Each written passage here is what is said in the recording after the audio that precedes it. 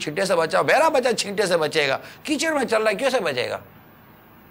تو غور کیجئے، توجہ رکھیے کہ کیا ہو رہا ہے کیا نہیں ہو رہا. اور وہ طبقہ جو یہ شادی کے بعد کے جو سارے معاملات میں ظلم و ستم پر آمد ہے اور اس کو اپنی کسی غیرت کا نام دیتا ہے، پلیز اگر وہ ہیں تو کنٹرول کریں اور ضبط کریں. جو ہوا سو ہوا. آپ شریعت کو، قانون کو شریعت کی خلاف ورزی مت کیجئے، قانون کو ہاتھ میں مت دیجئے. اس میں صاحب اگر آپ یہاں پہ بھی یہ مدنی پھول بھی عطا فرما دینا کہ مثال کے طور پر مسٹر ایکس کے خاندان کے ساتھ ایسا واقعہ ہو گیا، اب جو اس کا محلہ ہے، اس کے جو رشتہ دار ہیں، ان کی جو نظریں ہیں تحقیرانہ، طنزیہ جو ڈائیلاگز ہیں، کلمات ہیں، وہ بھی تو سامنے والے کو اتنا برانگیختہ کر دیتے ہیں. سوسائٹی کا بھی تو، ہمارے معاشرے کا بھی تو رویہ ہے. تو یہ اصل میں یہ ہوا نا، کیونکہ یہ اسی لیے تو کہا گیا تھا نا، امیر سنت نے فرمایا نا کہ پہلے سے ہی دیکھ لینا. جی مطلب جو کچھ بھی ہے سب اپنے ہی ہاتھوں کے ہیں کرتوت. شکوہ ہے زمانے کا نہ قسمت سے گلا ہے، دیکھے ہیں یہ دن اپنی ہی غفلت کی بدولت، سچ ہے کہ برے کام کا انجام برا ہے. تو ایسا میرے لیے بھی تو کوئی آداب ہوں گے نا. مثال کے طور پر اس شخص کے ساتھ جو ہے کوئی ایسا معاملہ ہو گیا ہے، اب کیا میں اس کو تحقیر کی نظروں سے دیکھتا رہوں، یا میں اس انداز سے دیکھوں کہ اس کو فیل ہو کہ ہاں یار یہ تو بالکل ٹاپک ہی بالکل کہیں کہ کہیں لے جائیں گے کہ ہمارے معاشرے میں اس طرح لوگوں کی عزتوں کو تحفظ دینے کا نہیں بلکہ عزتوں سے کھیلنے کا رجحان ہے. یہاں پر کسی کے عیب مطلب یہ کہ عیب پتہ چلا اور ڈھک جائے. مطلب میں تو واللہ عالم ایسا کوئی اللہ کا کوئی بہت ہی پیارا نیک بندہ اس روئے زمین پر ایسا ہو کہ اسے میرا عیب پتہ چلے اور میں اسے عیب پتہ چلا میرا اور میں بے فکر ہو جاؤں کہ یار اس کو پتہ چلا ہے نا، اس کو پتہ چلا ہے نا. اب مطلب جس کو کہتے ہیں نا کہ وہ یہ کسی کو نہیں بتائے گا. میں ذاتی طور پہ ایسے آپ کتنے لوگوں کو جانتے ہیں، یعنی کسی کو عیب پتہ چلے اور وہ چھپا، ارے ایسے عجیب و غریب قسم کے لوگ ہیں وہ خوف خدا والے انداز میں یار بس بتانے جیسی بات نہیں ہے یار، دعا کرو یار اس کے لیے، بس دعا اس کی اصلاح ہو جائے یار، بس یار میں نے ایسی چیز دیکھی کیا بتاؤں، غیبت نہ ہو جائے یار، تہمت نہ لگ جائے، بس یار اس کو میں نے یوں دیکھا یار، اب دعا کرو یار. یوں کر کے بھی یہ ایک آدھ کو تو اپنے اعتماد میں لے لے گا اور اس کا بھانڈا پھوڑ دے گا. میرے مدنی چینل کے ناظرین یقین مانیے ہم میں سے کون ہے جو عیبوں سے پاک ہے؟ صحیح ہے. اللہ تبارک و تعالیٰ کے انبیاء کرام یہ بے عیب ہیں، فرشتے معصوم ہیں، انبیاء کرام معصوم ہیں. ہم جیسے انسان عیبوں سے لتھڑے ہوئے ہیں. ہمیں کبھی کسی کا عیب پتہ چلے، کسی کے گھر کا پتہ چلے، کسی کے بچوں کا پتہ چلے، کسی کی معاذ اللہ بچیوں کا پتہ چلے، ماں باپ کے میاں بیوی کے جھگڑوں کا پتہ چلے، خدا کا خوف کرو یار، خدا کا خوف کرو، ڈھک دو، چھپا دو. یعنی بیوی کو پڑوسی کے گھر کا جھگڑا پتہ چلے، اس کو کیا ضرورت ہے کہ رات کو اپنے شوہر کے ساتھ اپنے پڑوسی کے گھر کے جھگڑے کا تبصرہ کرے. ہاں کوئی ایسی شرعی مصلیت، کوئی ایسا آپ کو لگتا ہے کہ یار ہم دونوں میاں بیوی مل کر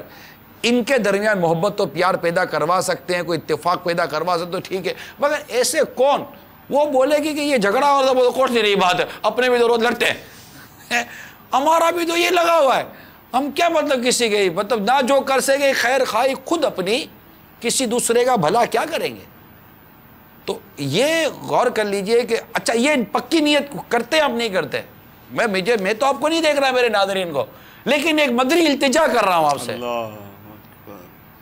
مدنی التجا کر رہا ہوں. یقین مانے چبھتی ہوئی بات ہے میرے اندر، ایک چبھتا ہے یہ سارا کہ ہے کوئی ایسا مرد کلندر جو آج مدنی چینل میں بیٹھ کر یہ نیت کر لے کہ اگر مجھے کسی کا عیب پتہ چلا، کوئی اس کی خامی کمزوری مجھے پتہ چلی، جب تک مجھ پر شریعت واجب نہیں کرے گی میں اس کا عیب کسی سے بیان نہیں کروں گا. تو بس اب یہ اللہ کرے اللہ کرے اللہ کرے اللہ کرے میرے مدنی چینل کے ناظرین اور میرے حاضرین اور یہ مدنی جو بھی ہیں سب کے سب یہ نیت کر لیں، ہم کسی مسلمان کا عیب بلا اجازت شرعی بیان نہیں کریں گے. نیور نیور اور نیور. آپ دیکھیے یعنی مجھے تحفظ ہی نہیں ہے کسی سے یار.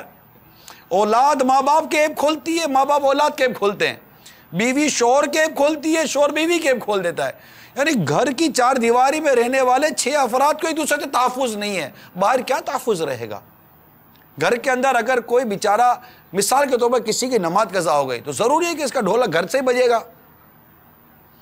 ڈھکو، جب شریعت جس کے عیب ڈھکنے کا کہہ رہی ہے ڈھکیے، شریعت کہتی ہے کہ اس کا عیب کھول دو، کھول دیجئے، کہ ہے نا وہ فاجر کو مشہور کرو گے لوگ اس کو کب پہچانیں گے؟ مگر ان تمام تر کی وضاحت شریعت کے طور پر لینی ضروری ہے۔ مفتی صاحب میں بہت وہ سوچ رہا ہوں کہ جوابات رہ گئے ہمارے ناظرین کے، اگر ایک ایک کر کے سوال و جواب چل جائیں۔ جوابات تقریباً ویسے تو ہمارے کئی سارے ہو چکے ہیں، جیسے اس میں ایک سوال تھا کہ پسند کی شادی کرنا کیا گناہ ہے، تو اس کا ہم نے جواب کافی تفصیل سے دیا تھا کہ اس کی بہت ساری صورتیں بنتی ہیں۔ ایک وہ یہ ہے کہ گھر سے بھاگ کر شادی کی جاتی ہے، دوسرا یہ ہے کہ وہی لڑکا لڑکی آپس کے اندر تعلقات قائم کر کے برسوں اس کو پروان چڑھاتے ہیں، پھر والدین کو انتہا درجے کا مجبور کر کے شادی کرتے ہیں، تو یہ جتنے پہلے مرحلے تھے سارے کے سارے وہ بھی گناہ ہیں۔ یا یہ ہے کہ والدین کو بتاتے ہیں اور والدین راضی پہلی مرتبہ میں ہی ہو جاتے ہیں، لیکن اس سے پہلے لڑکے لڑکی کا جو آپس میں تعلق ہے وہ بہرحال شرعاً جائز نہیں ہوتا، اس میں تنہائی، خلوت، باتیں، تحفے، تحائف، یہ وہ سب چیزیں جو ہے یہ جائز نہیں ہوتی۔ اور ایک یہ ہے کہ ویسے ایک پسند ہے اور والدین کو بول دیا، والدین نے وہاں شادی کر دی تو ٹھیک ہے، اس کے اندر کوئی حرج نہیں ہے، لیکن موسٹلی یہ ہے کہ جس چیز کے اوپر ہم بات کر رہے ہیں نا اس کی اکثر صورتیں ناجائز ہی ہیں، یعنی جو پسند کی شادی جو ہمارا ٹاپک ہے، جس کے نتائج ہم جو ہے وہ روزمرہ میں دیکھ رہے ہیں، اس کی اکثر و بیشتر صورتیں ناجائز ہی ہیں۔ دوسرا سوال تھا کہ ماں باپ کی مرضی کے خلاف اگر شادی کی تو اس کا کیا حکم ہے؟ تو اس میں یہ ہے کہ والدین کو جو ایذا پہنچا کر اور تنگ کر کے اور ان کی عزت جو ہے وہ بالکل جو ہے وہ لوگوں کی نظر کے اندر ختم کر کے جو شادی کی جاتی ہے اس کی شرعاً اجازت نہیں ہے، یعنی والدین کو ایذا دینا یہ بھی ناجائز، اور جو لڑکیاں لڑکے اس طرح شادی کر لیتے ہیں اور والدین معاشرے میں منہ دکھانے کے قابل نہیں رہتے، اس طرح کی شادیاں بھی جائز نہیں ہیں۔ تیسرا یہ تھا کہ لڑکی کی مرضی کے خلاف والدین کا شادی کرنا کیسا ہے؟ لڑکی ایک جگہ شادی نہیں کرنا چاہ رہی اور والدین اس کو مجبور کر رہے ہیں، اس کے اندر بھی وہی میں عرض کروں گا جو ہم نے بات کی تھی کہ ایسی جگہ پر افہام و تفہیم سے ہی جو ہے وہ کام چلانا چاہیے۔ لڑکی اپنی جو عدم رضامندی ہے وہ باقاعدہ بیان کرے، اس کی وجوہات بیان کرے، اور والدین اگر اس کی بات کو معقول سمجھے تو اسے لازمی طور پہ تسلیم کریں، اپنی ضد اور انانیت کی وجہ سے اسے مجبور نہ کریں کہ ہماری مرضی کے مطابق شادی کرو۔ لیکن بالفرض اگر والدین بات نہیں مان رہے تو پھر جو فائنل اتھارٹی ہے وہ والدین ہی کو ہوگی، انہی کی بات مانی جائے گی۔ ایک سوال تھا کہ پسند کے بغیر پسند والی شادی اچھی گزرتی ہے یا بغیر پسند والی شادی جو ہے یعنی ارینج میرج اچھی گزرتی ہے؟ تو اس میں یہ ہے کہ یہ اس کا دار و مدار تو تجربات کے اوپر ہے۔ جو پسند کی شادی ہے اس کا جو تجربہ ہے جو ہمارے سامنے ہے، یا جیسے ابھی ہم نے کسی وکیل صاحب سے بھی سنا تھا کہ 90% شادیاں ایسی جو ہے وہ طلاق تک پہنچتی ہیں، یعنی یہ طلاق ہے، یہ ناکامی صرف نہیں کہہ رہے، 90% اگر یعنی 100 میں سے 90 شادیاں اگر طلاق تک جاتی ہیں تو بقیہ جو 10 ہیں ان کے اندر گھر میں کتنا سکون ہوتا ہے اس کا اندازہ لگا لیں۔ تو اس لیے یہ ہے کہ پسند والی شادی میں خطرات جو ہے وہ زیادہ ہوتے ہیں۔ باقی ارینج میرج بھی ہمارے یہاں بہرحال بہت زیادہ کو خوشیوں کا ذریعہ آج کل ذرا کم ہی ہے۔ دار و مدار اصل یہ ہے کہ ایک دوسرے کے حقوق کا پتہ ہے، یعنی ماں باپ کو اولاد کے حقوق کا پتہ ہے، یعنی اولاد کو ماں باپ کے حقوق کا پتہ ہے، یعنی ساس بہو کو ایک دوسرے کے بحیثیت مسلمان حقوق کا پتہ ہے، یعنی بہو کو صرف یہ کہ میں اس کے بیٹے کی بیوی ہوں اس کو یہ پتہ ہے، اور ماں کو یہ پتہ ہے کہ میں اس کی ساس ہوں اور اس کے بیٹے کی جنت ہوں، اس کو یہ پتہ ہے۔ لیکن دو افراد کے درمیان سب سے پہلے بحیثیت مسلمان ہی ایک تعلق قائم ہوتا ہے کہ مسلمان کی حیثیت سے کیا حقوق ہے۔ امام غزالی رحمۃ اللہ علیہ نے غالباً میرے خیال 22 یا 28 حقوق بیان کیے جو محض اس وجہ سے ہیں کہ یہ دو مسلمان ہیں، ان کے آپس کے اندر کیا حقوق ہے، ان میں ایذا نہ دینا، اس میں یہ جو ابھی آپ نے باتیں کی ہیں، پردہ پوشی کرنا، عیب چھپانا، کسی کو تانا نہ دینا، گالی نہ دینا، غیبت نہ کرنا، چغلی نہ کرنا، اس کی برائی نہ بیان کرنا، یہ سارے حقوق اس کے اندر آ جاتے ہیں۔ سلام کرنا، سلام میں پہل کرنا، یہ چیزیں بھی اس کے اندر آ جاتی ہیں۔ تو بہرحال یہ کہ اصل یہ ہے کہ وہ خوشی کا دار و مدار جو ہے نا وہ ہے اسلامی شادی کے اوپر، اس میں پسند کی شادی ذرا زیادہ ناکام ہے اور ارینج میرج اس سے ذرا کم ناکام ہے، اور خوشیوں سے دونوں خالی ہیں۔ جو شادی صحیح خوشیوں والی ہے وہ اسلامی شادی ہے جس میں ایک دوسرے کے حقوق کا پتہ ہو اور پتہ ہونے کے بعد اسے ادا کرنے کی بھی کوشش کی جائے۔ پتہ ہو تو یہ ضروری نہیں ہے کہ ادا بھی کر دی جائے۔ اس کے بعد ہے کہ بالغ لڑکی کی اجازت کے بغیر اس کی شادی کر دی تو کیا حکم ہے؟ یہ اصل میں اس کے کئی پہلو بنتے ہیں، یعنی فقہی اعتبار سے اس کے اور صورتیں ہیں، اور اگر دوسرے انداز میں پوچھا ہے کہ ایسا ہونا چاہیے یا نہیں ہونا چاہیے، ایک دوسری چیز ہے۔ فقہی اعتبار سے یہ ہوتا ہے کہ بالغ لڑکی کی اجازت سے مراد ہے کہ اس سے کہا جائے کہ تمہاری شادی فلاں سے کی، تم نے قبول کیا، اور وہ بولے کہ ہاں یا نہ۔ اگر اس اعتبار سے ہے تو پھر بالغ لڑکی کی شادی اس کی اجازت کے بغیر نہیں ہو سکتی۔ قبول کرنا یا ایجاب کرنا لڑکی ہی کا کام ہے، یہ لڑکی کے ماں باپ نہیں کر سکتے۔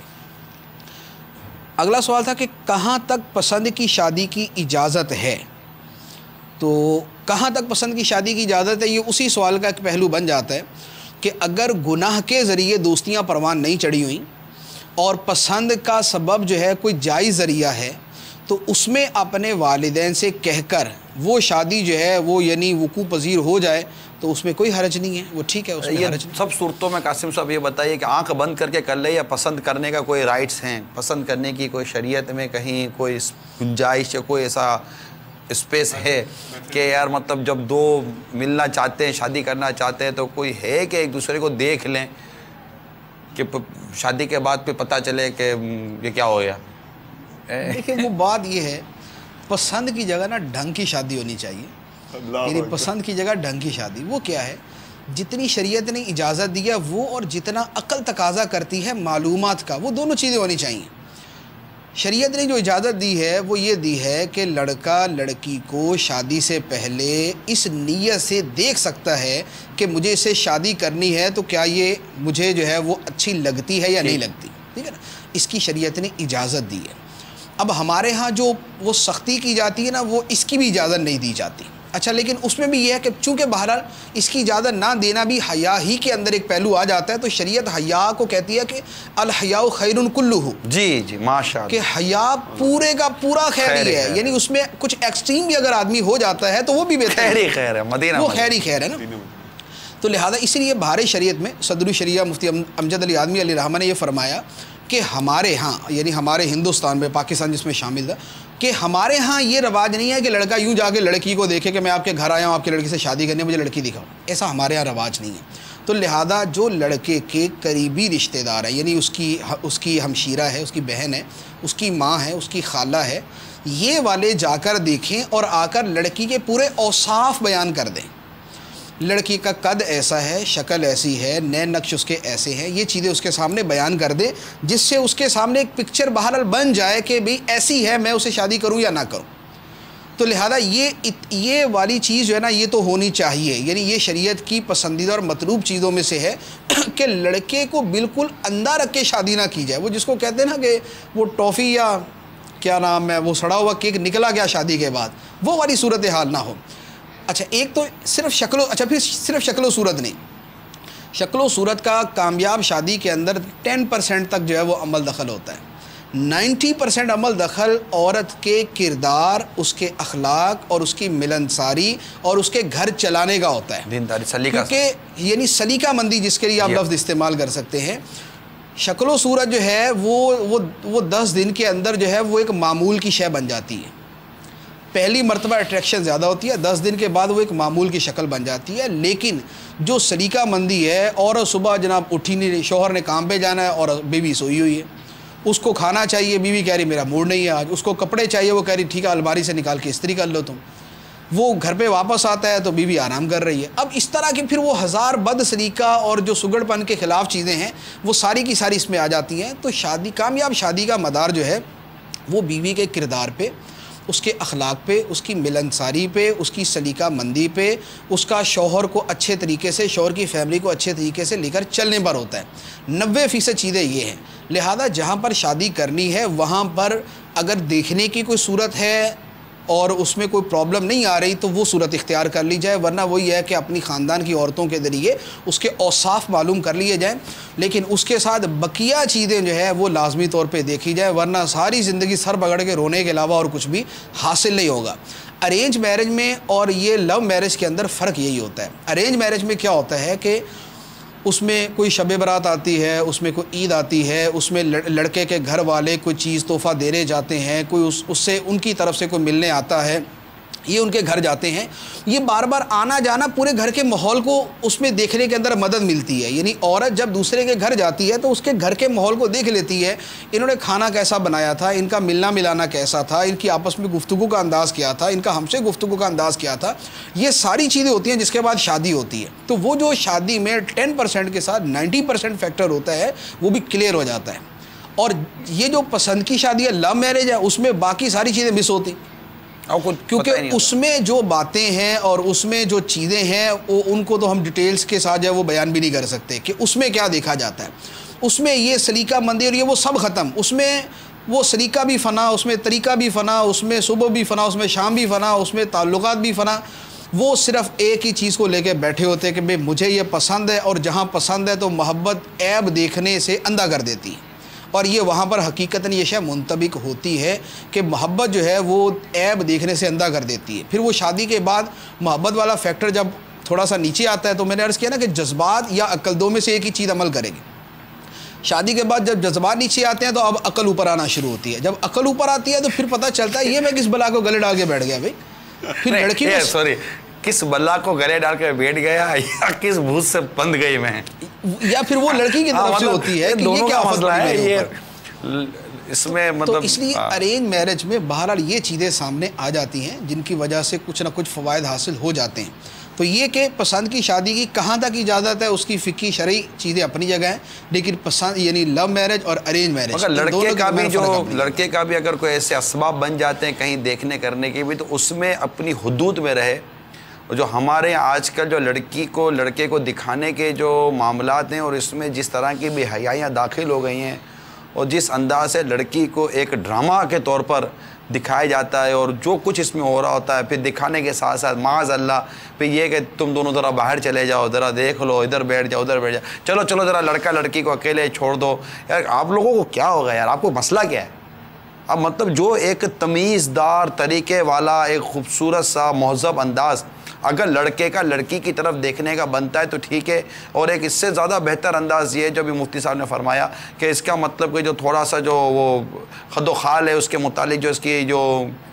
ظاہری جو اس کا جو انداز ہے وہ لڑکے کو پتہ چل جائے اور لے لے, یہ اس سے زیادہ مطلب بہتر انداز تھا. تو اب اس میں بھی اپنی حدود میں رہ کر کام کریں. ہر ایک کو میڈیا کے ذریعے آپ لے کر مت جائیے کہ جناب آج کل تو یوں ہو رہا ہے. ارے یوں ہو رہا ہے تو مطلب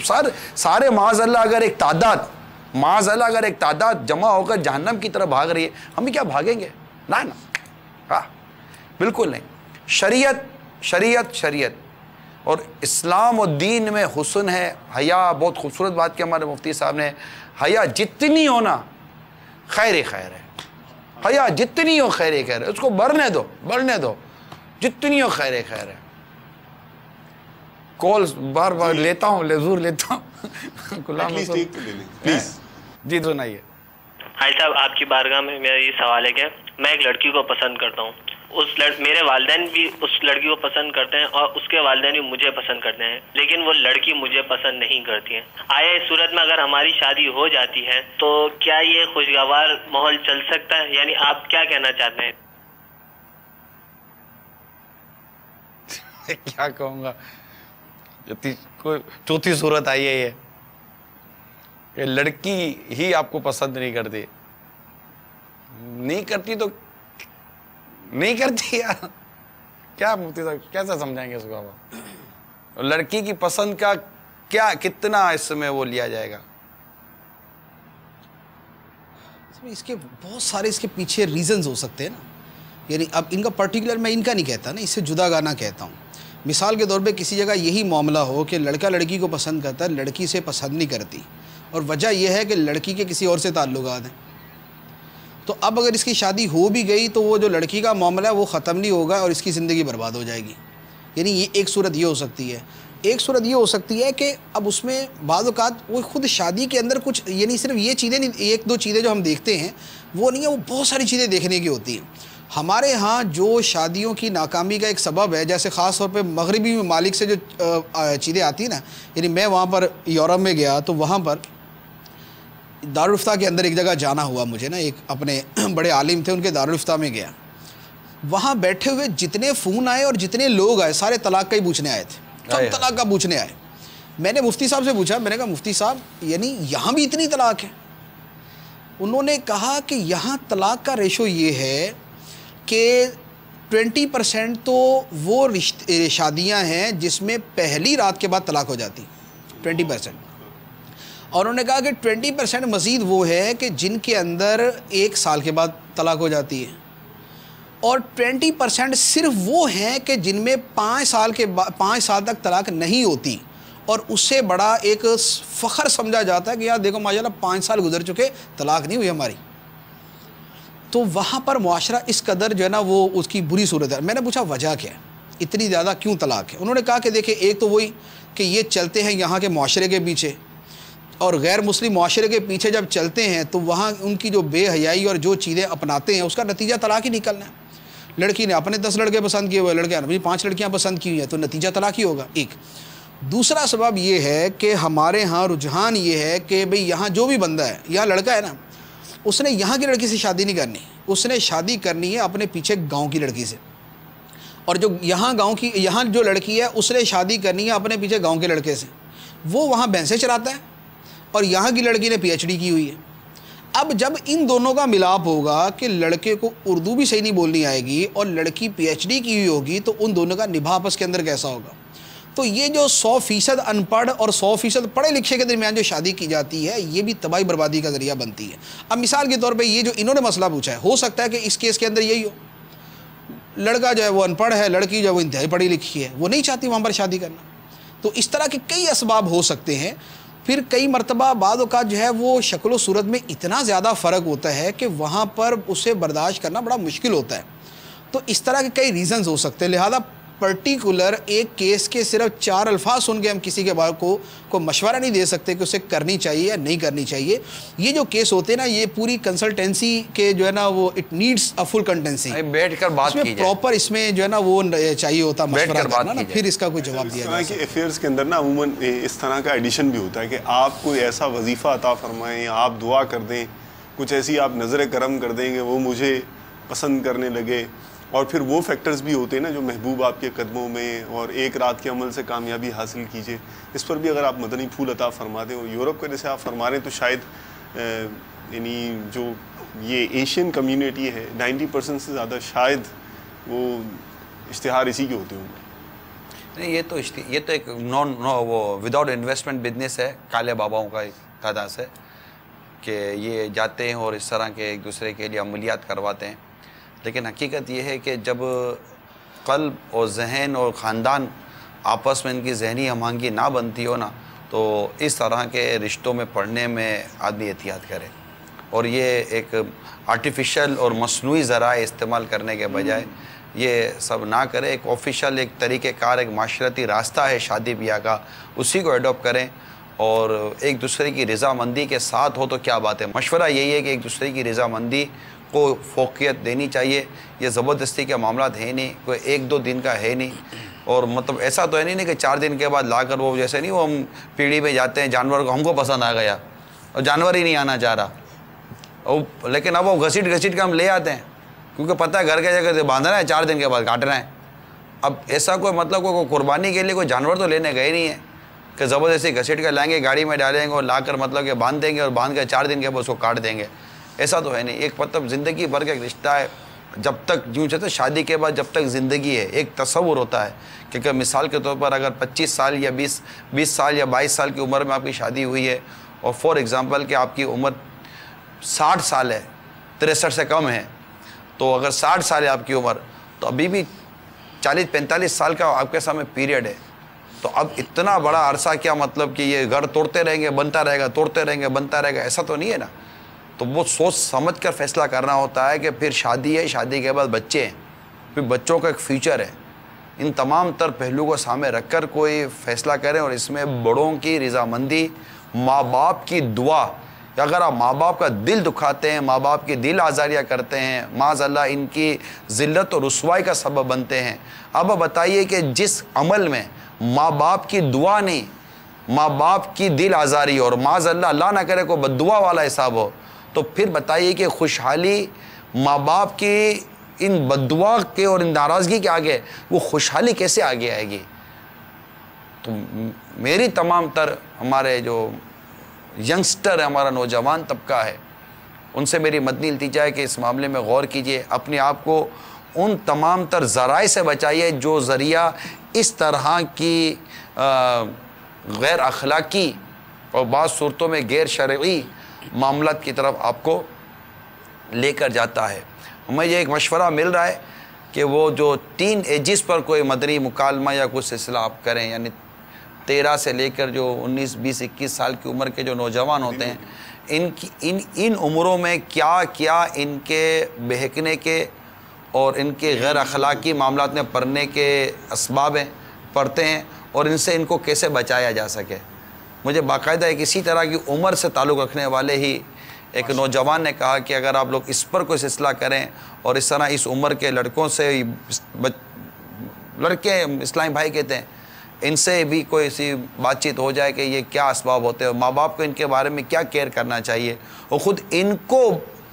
فتنوں سے بچنے کے لیے اپنے لیے کیا پروٹیکشن اور تحفظ کرنا چاہیے، یہ بھی ایک موضوع ہے۔ ایسا بھی ایک ٹیکسٹ میسیج آیا ہے تو اس میں بھی وہ ذہن میں آیا ہے کہ سینسٹیو میٹر ہے، اس کو بھی اگر ایڈریس کر لینا چاہیے، کہ سوال کچھ اس قسم کا ہے کہ کیا ہمارے بزرگوں میں سے بھی کسی نے کوئی پسند کی شادی کی ہے، کوئی اگزامپل موجود ہے؟ تو اس سے میرے ذہن میں یہ چھناکا ہوا ہے کہ وہ ایک کانسیپٹ ہے نا کہ یہ اس طرح کے معاملات کرنے والوں میں وہ معاذ اللہ حضرت یوسف علیہ السلام اور زلیخا، یہ داستان زلیخا کر کے باقاعدہ پورا عنوان پردے کے بارے میں سوال جواب میں امیر علیہ سنت نے بیان کیا ہے، اور آپ نے بھی یہ وضاحت کی ہے کہ بعد عشق مجازی کے شکار لوگ معاذ اللہ اپنی بات کو دلیل کے طور پر لانے کے لیے حضرت سیدنا یوسف علیہ نبینا علیہ صلاۃ والسلام اور زلیخا کے واقعے کو بیان کرتے ہیں۔ یاد رکھیے کہ یہ معاملہ جو تھا یہ ون سائڈ تھا، حضرت سیدنا یوسف علیہ نبینا علیہ صلاۃ والسلام کا معاملہ بالکل اس میں وہ تھا ہی نہیں، زلیخا کی طرف سے بہت کچھ تھا، حتیٰ کہ یوسف علیہ السلام نے قید کی زندگی گزاری، اور یہ جو واقعات ہیں یہ سورہ یوسف میں دیکھے جا سکتے ہیں۔ اس طرح کے واقعات کو بیان کر کے اپنی کیوں مطلب کہ آپ وہ دنیا اور آخرت کو داؤ پہ لگاتے ہیں، ایسا نہیں ہے۔ بلکہ میں نے تو حضرت عبداللہ ابن مبارک رحمۃ اللہ تعالیٰ علیہ کے نوجوانی کا واقعہ پڑھا کہ آپ ایک لڑکی پر وہ فدا ہو گئے، یعنی لڑکی آپ کو لے تو رات بھر اس لڑکی کے گھر کے نیچے کھڑے ہوئے دیدار یار کے لیے کہ دیدار ہو جائے۔ حضرت عبداللہ ابن مبارک رحمۃ اللہ تعالیٰ علیہ رات بھر گزار دی کہ لڑکی کی دیدار ہو جائے۔ لڑکی تو رات بھر دیدار نہ ہوا، جیسے فجر کی اذان کان میں آئی تو اللہ تعالیٰ کی رحمت اس طرح آپ کے شامل حال ہوئی کہ آپ کو اس وقت ایک احساس ہوا کہ رات بھر اس لڑکی کے انتظار میں کھڑا رہا، اگر رات بھر اللہ کی عبادت میں رہتا تو کہاں پہنچ جاتا۔ بس یہ ایک چینج، یہ چینج اوور تھا، یہ ایک یو ٹرن تھا کہ یہ خیال آتے ہی آپ نے وہ راستہ لیا کہ آپ وقت کے اتنے بڑے ولی بن گئے، اتنے بڑے محدث اور فقی اور عالم بن گئے حضرت عبداللہ ابن مبارک رحمۃ اللہ تعالیٰ علیہ۔ اور ایسے بہت سارے واقعات ہیں۔ اپنے آپ کو ان برائیوں سے یہ دماغ خراب کر دیا ہے بھائی، یہ ٹی وی اور میڈیا نے کہ بس لڑکا لڑکی دوستی دوستی دوستی دوستی، گئے بوائے فرینڈ گرل فرینڈ۔ ارے خدا کے بندو، ٹانکا جھانکی بند کرو، اس کی گیلری میں جھانکتے ہو، اس کے گھر میں جھانکتے ہو، اس کی کار میں جھانکتے ہو، اس کو جھانکتے ہو، ایسی جگہ جانا بند کرو جہاں پر یہ بے پردگی اور یہ مطلب کہ اجنبی اور غیر محرم عورتوں میں اٹھنا بیٹھنا آنا جانا، ایسی دعوتیں، یہ وہ سب کچھ آپ خود غور کریں، جو بڑے لوگ ہیں وہ اس پر غور کریں تاکہ ہم اس چیز کو روک سکیں۔ صرف مسئلے پر بیان نہیں کر رہا، ہم نے اس کے بہت سارے حل آپ کو بیان کیے۔ اللہ تعالیٰ عمل کرنے کی ہمیں توفیق عطا فرمائے۔ آپ کو اگر مفتی صاحب آج کے موضوع سے متعلق کوئی کہتے ہیں نا کہ کوئی سے کلام باقی رہ گیا ہو، مفید ماشاءاللہ آپ تیاری کر لاتے ہیں، کیا یہ رہ گیا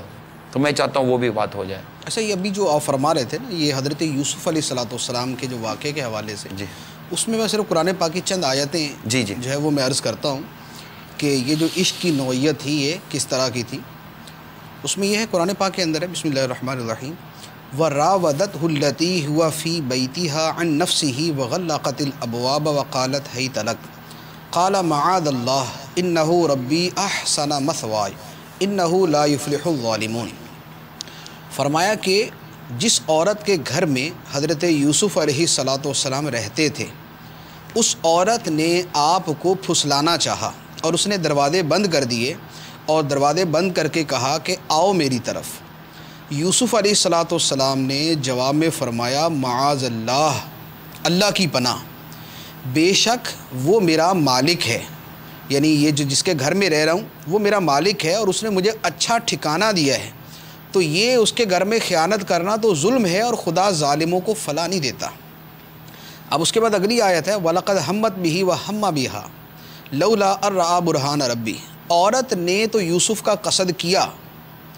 اور یوسف قصد کرتے اگر خدا کی دلیل نہ دیکھ لیتے، تو اسی طرح ہم نے یوسف علیہ السلام سے برائی اور بے حیائی کو پھیر دیا، بے شک یوسف ہمارے چنے ہوئے بندوں میں سے تھے۔ اور فرمایا وَاسْتَبَقَ الْبَابَ، اب اس کا درمیان میں وہ ہے کہ یوسف علیہ السلام نے جب یہ دیکھا تو آپ دروازے کی طرف بھاگے، برائی سے بچنے کے لیے آپ دروازے کی طرف بھاگے، تو فرمایا کہ دونوں دروازے کی طرف بھاگے اور عورت نے آپ کے قمیض کو پیچھے سے پکڑا، اور جب دروازے پہ پہنچے تو وہاں پر مالک کھڑا تھا، تو اب عورت نے فوراً جو ہے نا وہ بہانہ کر دیا کہ یہ دیکھو اس نے میرے ساتھ برائی کا ارادہ کیا۔ یوسف علیہ الصلاۃ والسلام نے آگے پھر وہ پورا واقعہ کہ قمیض اگر آگے سے پھٹی ہے تو یوسف علیہ السلام کی طرف سے معاذ اللہ غلطی ہے، ورنہ عورت کی طرف سے جب دیکھا گیا تو قمیض پیچھے سے تھی۔ اب یوسف علیہ الصلاۃ والسلام نے اس کے بعد کیا ارشاد فرمایا، عرض کرتے ہیں اللہ تعالیٰ کی بارگاہ میں رب السجن احب الی مما یدعوننی الیہ، اے اللہ جس کام کی طرف یہ عورت مجھے بلا رہی ہے اس سے زیادہ مجھے جیل جانا پسند ہے۔ یہ آپ کا تقوی، پارسائی اور وہ جو اس معاملہ تھا اس سے دوری تھی، تو یہ معاذ اللہ جو اس طرح کی نسبت یوسف علیہ الصلاۃ والسلام کی طرف کرتے ہیں، اس کا یہ جواب کہ یوسف علیہ الصلاۃ والسلام تو وہاں سے جتنا وہ وہاں سے تشریف لے گئے اور آخر میں یہ عرض کرتے ہیں کہ اے اللہ مجھے جس کی طرف سے یہ عورت بلا رہی ہے اس سے زیادہ تو مجھے جیل جانا پسند ہے۔ اور اس کے بعد پھر واقعی یوسف علیہ السلام جو ہے وہ جیل میں چلے گئے، اور پھر جب دوبارہ آپ کو بلایا گیا تو اس وقت بھی آپ نے یہ ارشاد فرمایا انی لم اخنہ بالغیب، کہ میں نے ہرگز اپنے مالک کی عدم موجودگی میں کوئی خیانت نہیں کی۔ تو یہ یوسف علیہ الصلاۃ والسلام کا کردار ہے، بلکہ سورہ یوسف اصل میں اس معاملے کے رد کے طور پہ تشریف لائی ہے، جی، یعنی عشق مجازی کی جو تباہیاں ہیں اور اس کے مقابلے میں جو پارسائی، تقوی، خوف خدا اختیار کرنا ہے، وہ خوف خدا سمجھانے کے لیے، وہ پارسائی اور تقوی کی ایک اعلیٰ ترین مثال بیان کرنے کے لیے اللہ تعالیٰ نے حضرت یوسف علیہ السلام کا واقعہ بیان فرمایا۔ اللہ تعالیٰ ہمیں ان مدنی پھولوں پر عمل کرنے کی توفیق عطا فرمائے۔ اور آخر میں یہ عرض کر دوں کہ اگر اس طرح کے کوئی واقعہ گھر میں ہے، جیسے کہ پسند کا معاملہ اگر گھر میں ہے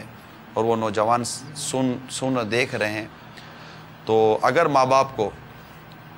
ان رشتوں میں کوئی حرج واقع نہیں ہے اور آپ دیکھتے ہیں کہ ٹھیک ہے پسند ہو گئی تو ماں باپ کو دل بارا کر کے اس میں جوڑ پیدا کر دینا چاہیے، جبکہ کوئی شرعی خرابی واقع نہ ہوتی ہو۔ اور اگر بن ہی نہیں رہا ہے اور ترکیب نہیں بن رہی ہے تو پھر چاہیے کہ ماں باپ کی اطاعت کیجیے، ماں باپ کی فرما برداری کیجیے اور کہہ دیجیے کہ ہم اپنے ماں باپ کے مطیع و فرما بردار ہیں۔ یہ کہہ دیجیے کہ جہاں ہمارے ماں باپ چاہیں گے انشاءاللہ تبارک و تعالی ہم وہیں اپنے اطاعت کے ساتھ اپنے سر کو جھکا دیں گے۔ اس میں اللہ کی رحمت شامل حل رہی تو دنیا کی بھی بھلائیاں نصیب ہوں گی، آخرت کی بھلائیاں نصیب ہوں گی۔ اور جو اللہ نہ کرے اس طرح کے معاملات میں، گناہوں بڑے معاملات میں مبتلا ہیں تو وہ اللہ سے ڈریں، توبہ کریں، اس رب کریم کے حضور معافی مانگیں، اللہ تعالیٰ سے دعا کریں کہ اللہ تبارک و تعالیٰ دل کو، دماغ کو اس گناہ سے، اس بے حیائی سے، اس بے پردگی سے اور اس گناہوں بھری ملاقاتوں سے، اس گناہوں بھرے تعلق سے اللہ تعالیٰ ہمیں نکالے۔ وہ قلبوں کا پھیرنے والا ہے، وہ دلوں کو پھیرنے والا ہے، اس کی بارگاہ میں دعا ہے، اس کی بارگاہ میں التجا ہے، وہ پریشان حالوں کی پریشانی دور کرتا ہے، مصیبت میں مبتلا لوگوں کی مصیبتیں دور کرتا ہے۔ اگر کوئی اسلامی بہن اس طرح کی کوئی بلا میں پھنسی ہوئی ہے، وہ اپنے رب کے حضور دعا کرے، اللہ تعالیٰ قادر مطلق ہے، قدرت والا ہے، وہ نکالنے پر قادر ہے۔ اگر کوئی ایسا اسلامی بھائی کسی مصیبت میں یا اس طرح کی کسی الجھن میں پریشان ہے تو وہ اپنے رب کے حضور دعا کرے، پیارے حبیب صلی اللہ علیہ وسلم کا واسطہ پیش کرے۔ آقا کی توجہ ہو گئی، قسمت میں لاکھ پیج ہوں سو بل ہزار کج، قسمت میں لاکھ پیج ہوں سو بل ہزار کج، یہ ساری گتھی ایک تیری سیدھی نظر کی ہے۔ رسول پاک صاحب الاولاق صلی اللہ تعالی وسلم کا عشق و محبت، مدینہ منورہ کا عشق و محبت، یاد مدینہ میں تڑپنے والا دل اور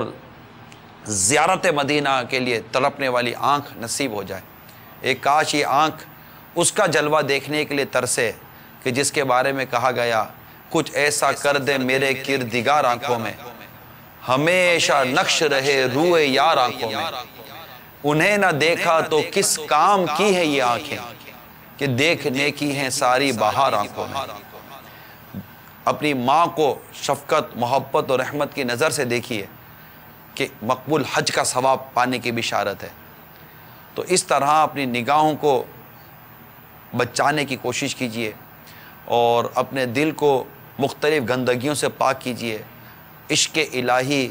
عشق رسول عز و جل صلی اللہ تعالیٰ علیہ وسلم کی طرف بڑھیے۔ اس کے لیے میں آپ کو مشورہ دوں گا، اپنی نماز کو درست کر لیجیے، نماز درست کر لیجیے۔ ایک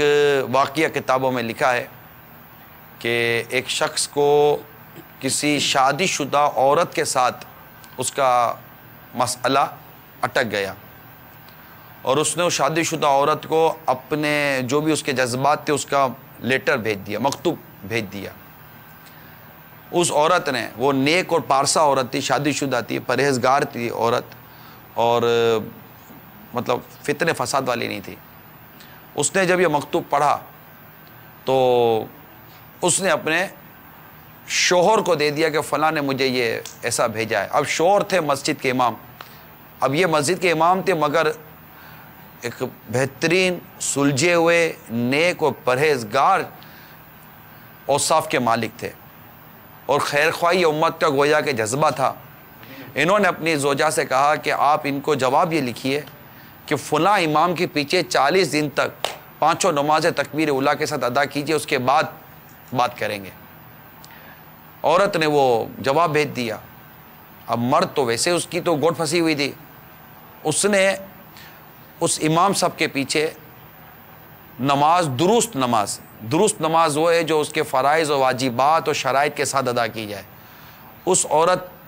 کے کہنے پر اس امام کے پیچھے نماز پڑھنی شروع کی۔ 40 روز کے بعد اس مرد کے دل میں اس عورت کی محبت ختم ہو گئی اور اللہ تعالیٰ کی محبت داخل ہو گئی، اور اس نے اس عورت کو مکتوب لکھا کہ میں بہک گیا تھا، الحمدللہ میرے رب کی رحمت، مجھے درست راستہ مل گیا، اب میرے دل میں تیرے لیے کوئی طلب و محبت نہیں ہے، مجھے میرے رب کی محبت میں نصیب ہو گئی۔ تو نماز یہ برائی اور بے حیائی کو مٹاتی ہے، برائی اور بے حیائی سے بچاتی ہے۔ اپنی نماز کو درست کرنے کے لیے دعوت اسلامی کے مدنی قافلوں میں سفر کریں۔ صرف 3 دن کا مدنی قافلہ، اے میرے مدنی چینل کے ناظرین، صرف 3 دن،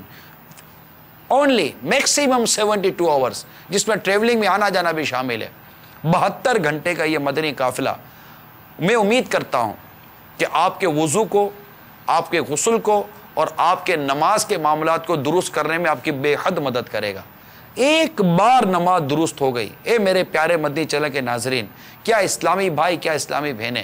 ایک بار نماز صحیح معنوں میں درست ہو گئی، رب کی رحمت شامل حال رہی، آپ دیکھیں گے کہ ہمارے معاشرے سے برائی ختم ہو جائے گی۔ جب نماز